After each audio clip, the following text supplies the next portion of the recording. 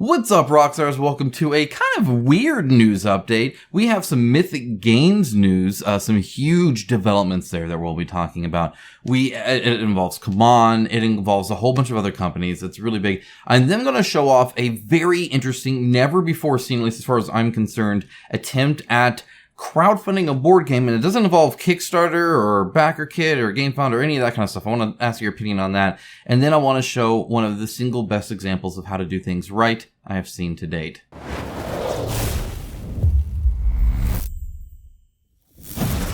Thank you to my channel sponsor Into the AM. As a company that believes hard work and a great product is a proper way to conduct business, I am delighted to have them as part of the channel. They have some of the coolest graphic t-shirts around and an absolute best fit and feel that has continually exceeded my expectations. With new shirts arriving all the time and other products like boxers, hats, and even a monthly shirt club, I wholeheartedly recommend them to you. Check out the link in my description of this video for an exclusive 10% off everything they sell. Alright, so starting things right off the bat, here is OrcQuest Warpath. As you know, Monolith is actually kind of saving OrcQuest. That was a very bad Kickstarter that didn't end up, but it did okay, but it didn't end up delivering anything that people want. And so they're doing this. This involves old backers getting what they want as well. It's very much a kind of a saving thing, but it's changed a lot as well. It's updated. It's kind of what it has to offer. So you'll want to check it out, even if you checked out the other one. But that is January 10th, 2023. It'll be one of the very first big campaigns, I feel, of 2023. And I'd be very interested to see that. The art looks stellar. Love the art. Moving on from that, we have CMON's comic line. I forget the company they use for this or whatever, but this is the volume 2. What I wanted to highlight here is hate. Not because you can have barbarians riding, dinosaurs now. The minis or whatever. And I think that's a drive for most of the sales is the mini expansions. They have them for Zombicide, they have them for hate, they have them for a whole bunch of stuff. You can go ahead and check out all the options. I want to give a huge shout out to the Hate graphic novels, though. They are actually doing a 3-pack. Not only will they have the Volume 1 and Volume 2 that have been out that more or less complete, I think, a really great story.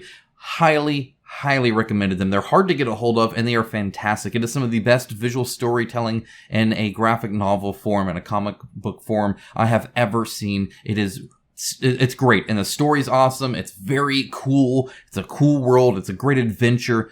I cannot recommend it enough. It's such a great book to have. They're coming out with the Volume 3, so that means more hate for me to read. I'm super excited for Volume 3. This single-handedly made me cover this whole thing that they're doing with the whole comics plus minis. Looks super cool. Highly recommended. You should get it. I kid you not. It's fantastic. So definitely check that out. And then Blacklist Games, or more importantly, Quartermaster Logistics ending it. They will end their Fantasy Series 1 Shipping Pledge Manager hard deadline completely done on December 12th. So you have literally just a few days. If you don't have this done by December 12th, you are not getting your Fantasy Series 1. Now, for a lot of you, I think that's okay. I've read all of your comments, and a lot of you have talked about how they want $15 to ship your $15 mini set and stuff like that. And I get it. And it's a raw deal anyway. But if you were interested in actually getting what you paid for all those years ago, there is now an option should you pay more. But at least it's there. But that being said, after December 12th, boom, done. No more. That's it. Very interesting. I don't know if QML will ever have to do this in the future or what they plan to do now that they have the tech to do it with. It'll be kind of interesting to see. I wonder if they'll end up doing kind of these saving things or an overstock thing. I don't know. I have no idea what the future holds for Quartermaster Logistics when it comes to now charging customers for stuff, because they never used to be able to do that. But now they do. Who knows?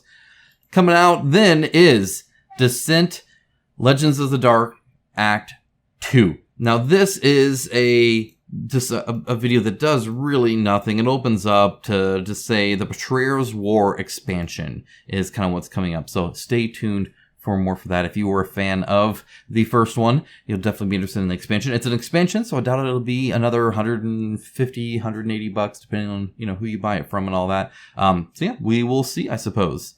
Then, of course, Mythic Games.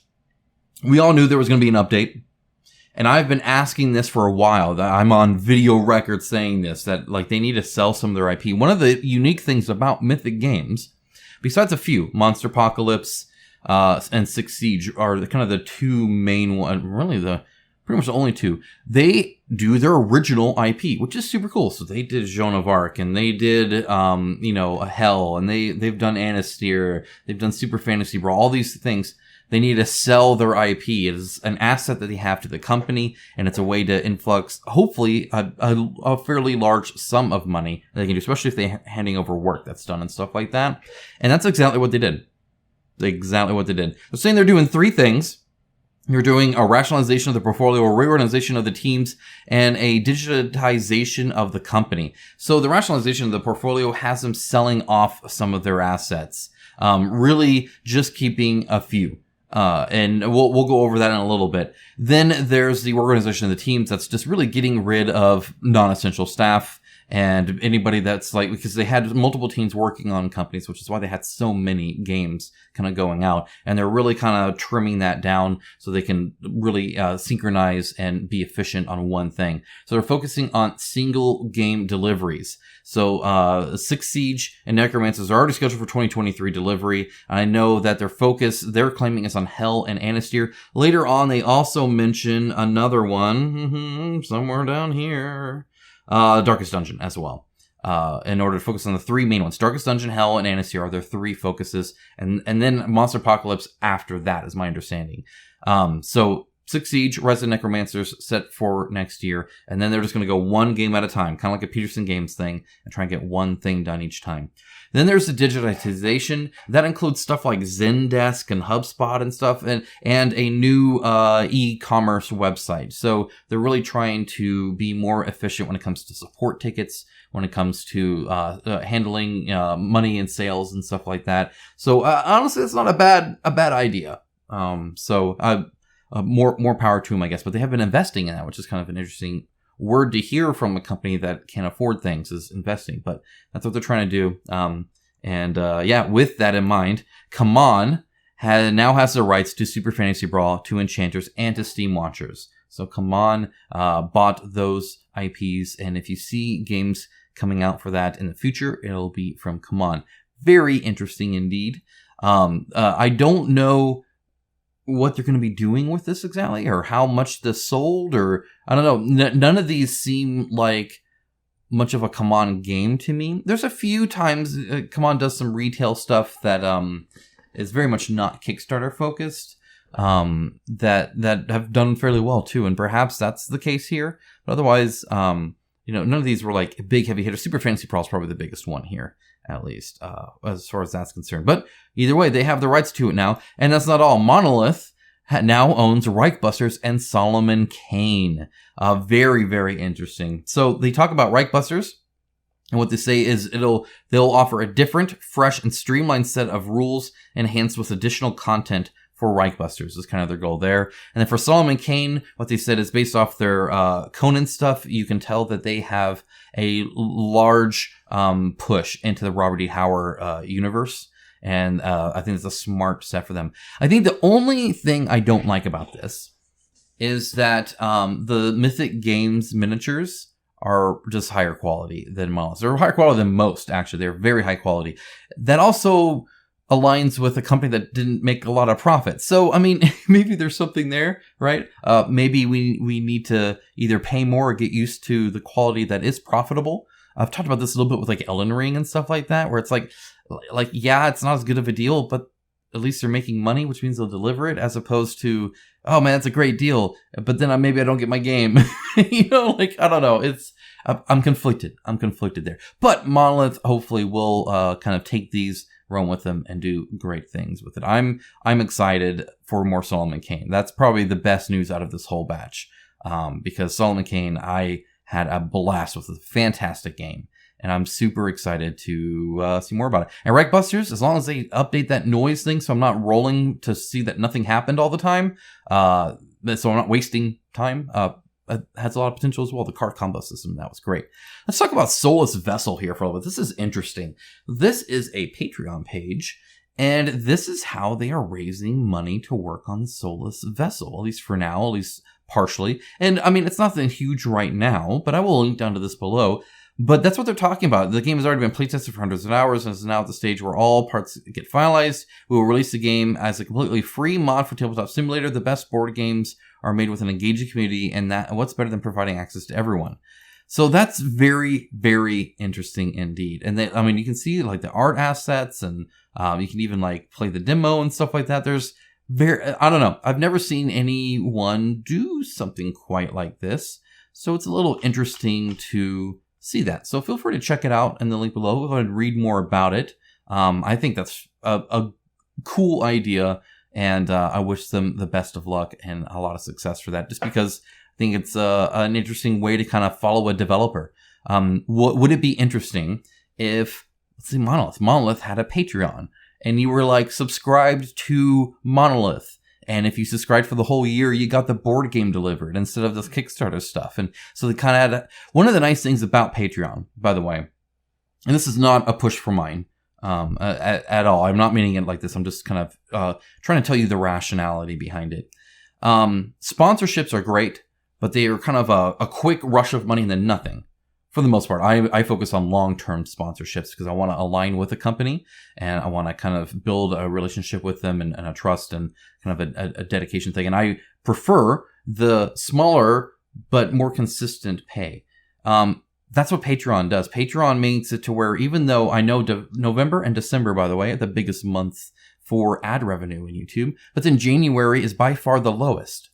But my Patreon stays fairly consistent. And that kind of consistency in income really, really helps, I feel, any company, as opposed to these large sums. Here's $3 million and then nothing. And then here's $2 million and then nothing, right? And you have to like make that stretch for years and stuff like that. What if we had board game companies start this kind of subscription-based model where they constantly have their fans, the people that want their games, helping funding the delivery the development every single month? Might be kind of interesting. And then maybe even a Kickstarter at the very end for people who don't want to do that, or something like, I don't know. It just sounds like a great way. It is for me anyway, a great way to have kind of consistent income I can guarantee. Because otherwise in January, I couldn't back any games, right? Like, or at least not an all in, like it's just not enough. But with Patreon, I know I at least have this amount of money that I can invest in board games in the channel, doing things like that. And I can count on that every single time. If I had employees, I could pay them out of that and know that, hey, that's my budget. And then the extra is kind of icing on the cake that we can do stuff with.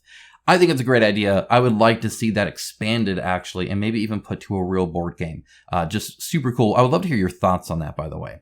Now, I'm going to end out with a Kingdoms Forlorn update, because one of the things I mentioned a lot this last year is the spinning plates, is the companies that just, the months after month after month for 8-9 months, a year plus, it just seems like it's like, yeah, we're still playtesting, hope to ship and not delay for the third time in 2 months, and then you hear nothing, and then the next one's like, yeah, same thing, just, whatever, and you're like, are you even working on this game? Is that a month's worth of work you encapsulated? Take a look at this, guys. This is how you show that you're actually working on your game. If I had seen this on game, if people wanting Gambler's Chest had seen this, where every single time Poots was like, this was everything I worked on, and you can see this, and we changed this, and we worked on that, and this happened, and this was updated, and I didn't like this, and if you actually did that, which they didn't because they weren't actually working on it like that, you show that you're actually working on the product, that work is actually happening. I often read updates, and I wonder, is that a month's worth of work? What was that, a few emails you exchanged? How's that a month of work? And then you see stuff like this, and you're like, wow, that's a lot of work since last time. That is a ton of work. They have actually been working on this game. Incredible. Incredible. That is how you show it. I would love to see more on this, more effort. I understand writing updates takes time. It does, especially a good one, especially one like that, making all those images and stuff like that.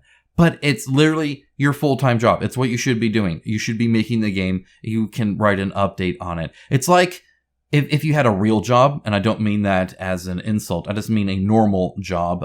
For instance, I wouldn't consider this YouTube thing that I'm doing a normal job or a real job in that sense, right? You have a boss, and if your boss is like, hey, what's the progress in that? You're like, yeah, I did some stuff.